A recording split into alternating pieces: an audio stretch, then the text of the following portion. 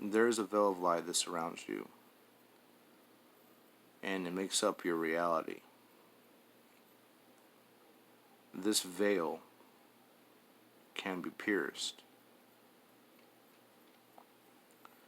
And this veil has gone by many names and many allegorical representations. The Tibetans call it the rainbow garment. Whenever one wears this garment, they have pierced through the veil. They are both in the physical and the spiritual realm. Many beings have done this throughout history. In the Old Testament, this is mentioned in the form of the coat of many colors that Joseph wears.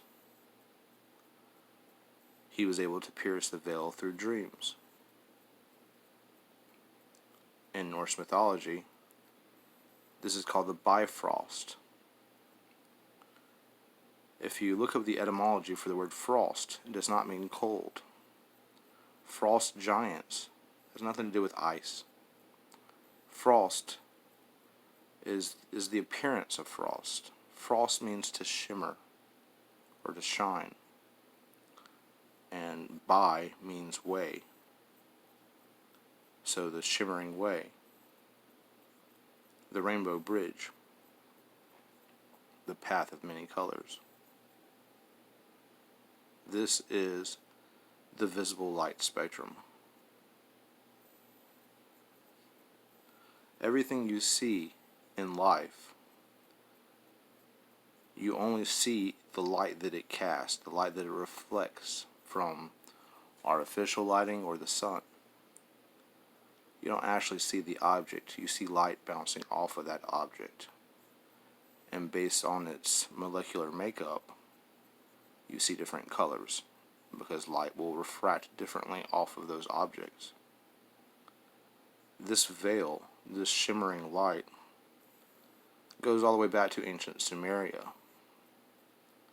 The word Anunnaki literally means the shining ones. So the frost giants are the shining giants. That indicates to me that both the Anunnaki and the frost giants are the same beings. They were humanoids of massive stature that had attained their rainbow garments. It says in the Gnostic Gospels that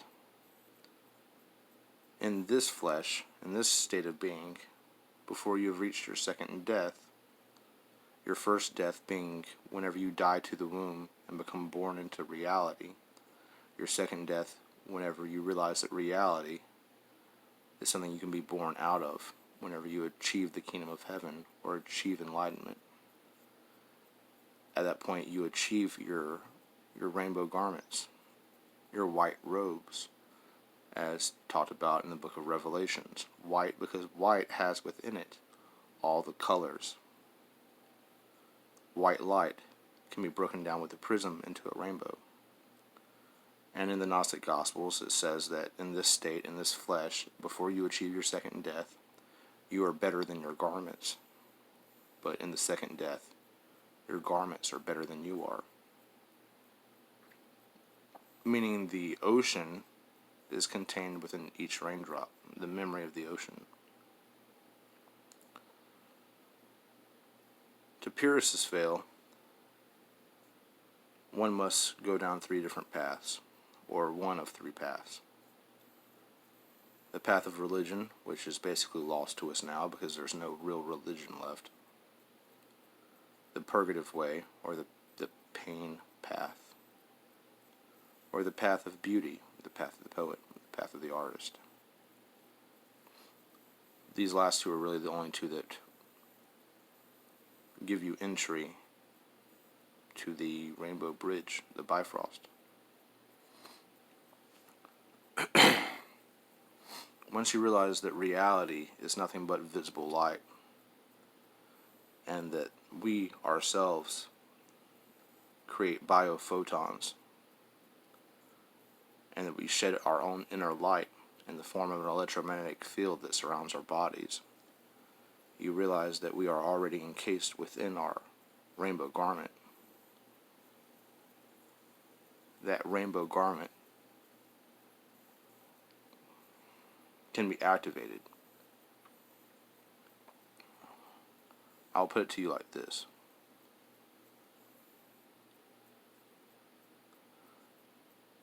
In our solar system, there's the sun. The sun emits light because the sun is more than 90% of all the mass in our solar system. All of that hydrogen and helium has condensed down to a point where its mass is sufficient to create fusion. At the point where its mass was enough to collapse in on itself and for fusion to start, it began to shed light. Before our sun turned on fusion, it was a gas giant, like Jupiter and Saturn currently are. These two planets are made up of hydrogen and helium just like our sun. However, there is one big difference. Jupiter and Saturn aren't nearly massive enough to create a self-sustaining fusion like our sun does. If Jupiter or Saturn were much heavier and had much more mass, they would ignite and turn on fusion and become sources of light. Unfortunately, Jupiter and Saturn are both just brown dwarfs, just gas giants that have not yet become stars because they haven't accumulated enough mass. Humans are like this. We are brown dwarfs. We are gas giants. We are stars yet to be born. The mass, instead of hydrogen and helium, that we need to accumulate in order to initiate our own spiritual fusion is experience. Emotional states of being derived from causality and circumstance. Life lessons to be learned. These are the things that we need to add to our spiritual body. We have within us the things that we need, but just not enough.